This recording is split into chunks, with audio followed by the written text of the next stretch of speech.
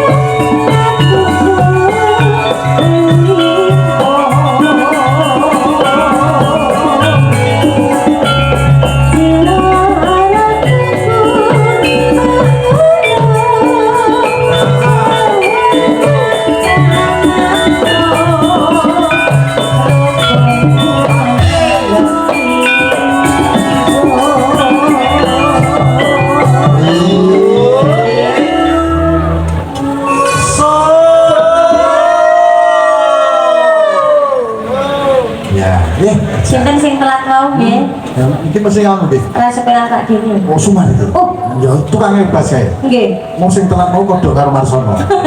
Dinten-dinten wis tunggal ae. Bul ketemu bojone. Teng pundi? Nang juragane gulung. Oh, nembe angsal pesenan 1 juta gula Jawa. Nggih. Ayo Dok. Ore ono